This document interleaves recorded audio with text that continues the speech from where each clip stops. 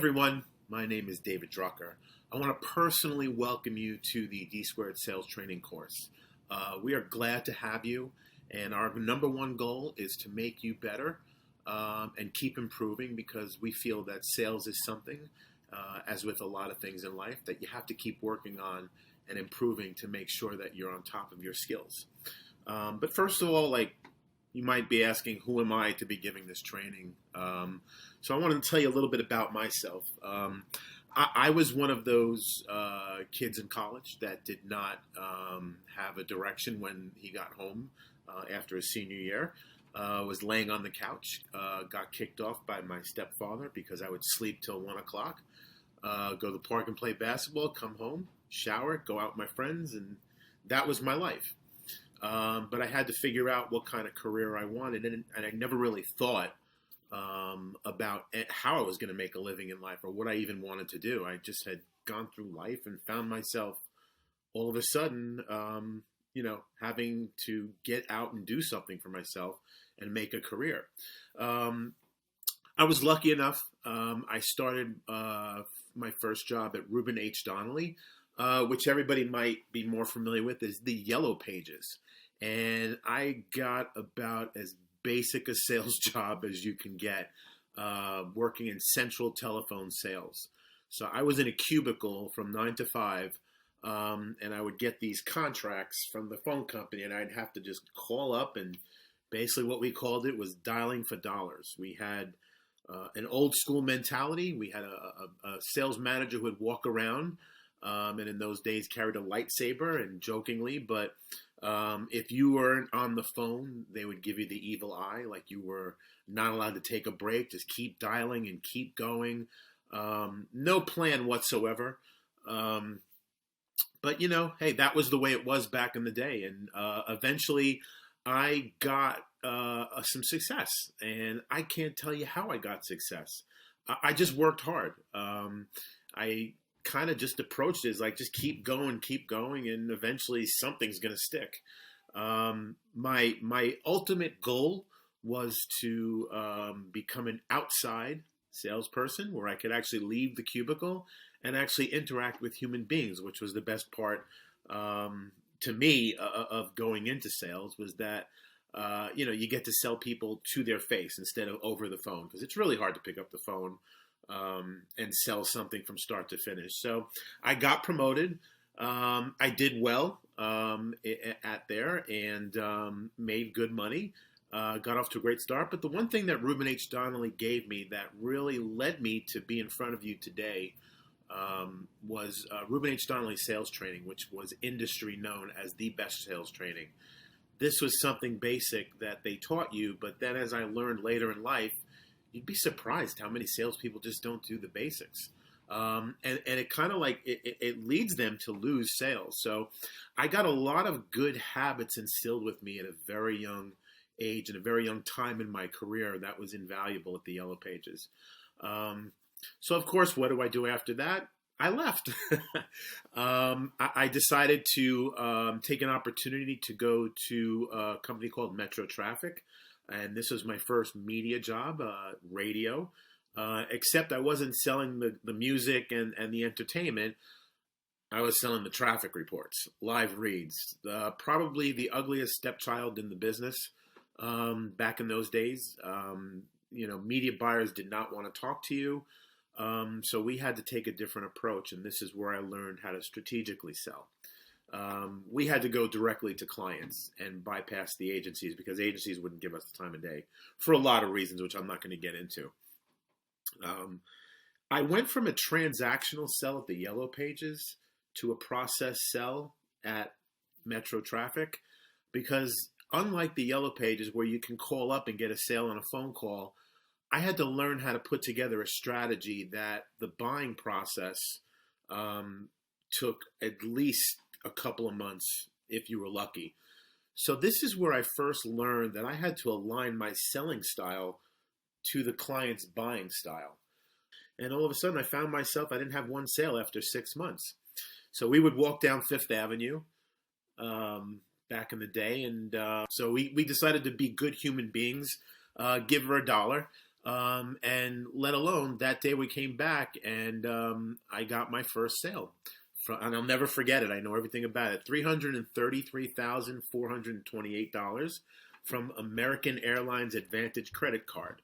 And I worked as hard as I've ever worked on anything. But the day that closed, the best part about it was that I worked so hard and accomplished it. And I never thought at that time, I'm sitting there and I'm like, boy, I'm not good enough. This is never going to happen. I'm never going to make a sale.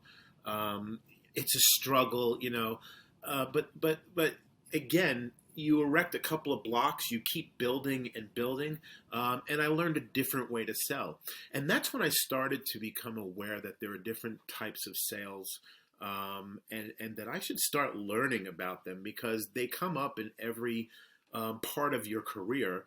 And if you don't have a process or a system, which are things that we're going to talk about throughout, it's going to be really difficult for salespeople. And some of you might be experiencing that right now, whether you're starting a new company and you have to bring your product out to market, or you're just starting out in your career and a lot of things might seem overwhelming. Of course, with everything going on in the world today, selling is not what it was when I was younger and coming up early in my career. But the basics are still the same. And we're going to talk about a lot of that in this course. So I went to Metro Traffic and I did very well. I became one of the top 5 salespeople in a company that had 300 salespeople around the country. And then we got bought by Westwood One, and I got promoted at age 28 to run Shadow Traffic, which is a better known brand. I'm sorry. And all of a sudden, at 28 years old, this kid who I was scared out of my mind and didn't know what I was doing. At least I didn't think I didn't know what I was doing. I was running a staff of 20 salespeople that had $6 million in revenue. And that accounted for 23% of Westwood One's total revenue. And it fell on my shoulders. And I was young, inexperienced, and I had a lot of veterans working for me who were set in their ways and who were making a lot of money. Some of them not doing it the right way. But let alone, the bottom line was they were bringing in a lot of money. It was a challenge. And I had to, one of my responsibilities was I had to train them. Now, training people who are set in their ways is not the easiest task in the world. Some embraced it and some just wouldn't budge. They had their career and they were doing fine, and that's great. But during this time, things, as they always do in the world, were changing. The way people go about selling was always changing, and some of the people didn't adjust. And unfortunately, in part of the job that I had to let them go. And these were the same people who were at the top of their game when I first came in and started managing them. It was the people that embraced the change, approaching it a different way, being more strategic, aligning with the client's buying process, and really doing less talking and more listening. Some basics, again, that we're going to go over in this course over and over again, were the key for those people not only succeeding, but making a lot of money and doing very well and springboarding their careers into some greatness.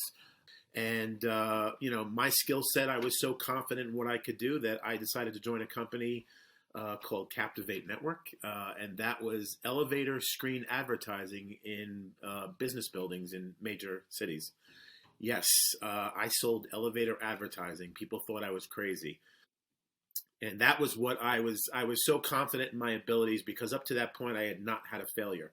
And I did have success doing that. There's a lot of value in elevator advertising that people don't realize.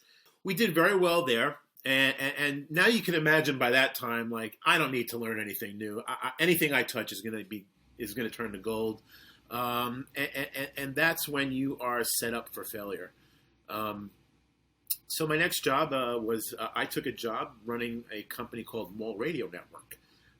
Not to get too much into details, but I was totally not prepared. It was a different type of sell. There were different skill sets that I needed. I didn't really follow my process, or I let it go because I just thought that I was really just that good, and had a very bad failure. And it was at that point that I realized that having a process and a system that you can rely on, that you can alter as the times go or as things change, but some basis of a system and a process is so invaluable to salespeople. So after that, do I do something easier? I went to Disney, Disney Media, but I was running Radio Disney at the time. And Radio Disney was AM radio for kids. So if you think elevator advertising was nuts, try selling AM radio for kids. But we did it. We strategically sold it. We approached clients. We didn't sell it by numbers. We had to come up with concepts. Again, we aligned ourselves with the buying process and what the client needs are.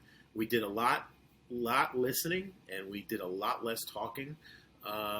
We used the brand. I won't lie about that. I went to a company called Channel One News. It's where Anderson Cooper got his start, and it was news in the classroom, and a lot of news stars, if you want to call them, got their start there. One of the things we did was we started selling it a lot more strategically and utilizing different aspects of education to incorporate into the things that we were working with our clients on. Where did that go? So that led me to being a good salesperson, led me to the White House, where I met Michelle Obama and worked with the White House Move It campaign on a program. I became passionate about STEM education, and found myself all of a sudden moderating a panel in Los Angeles at a big conference, the U.S. News STEM Solutions Conference, with the former education secretary and the head of Ford Motor Company's STEM program.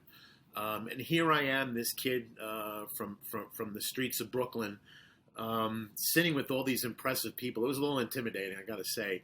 But, when you're good at sales, the world can be your oyster, because everybody needs good salespeople. If you can drive revenue, those are the things that lead you to the things that you want in life. And you can't get there without a system. As good as you are, and you might be the most talented salesperson in the world, I equate it to being a ball player. All the unfulfilled potential. I've heard that so many times about a lot of ball players over my time. And if you continue to just do the same thing, chances are it's might not going to work. And there's a reason that you're here. You either want to get better, or you want to start out your career with some really good habits and learning how to create your own process and your own system. And that's what this course is going to be about. I have a lot of people that have worked for me. I've trained. They own their own companies. They're EVPs of sales. They're SVPs of sales. But they all have one thing in common. They embrace change.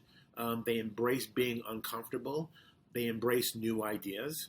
And they believe in a system and a process. And if you have those traits, you're going to do really well with this course. I'm looking forward to seeing the progress that everybody makes. And we'll see you on the next one. Thank you.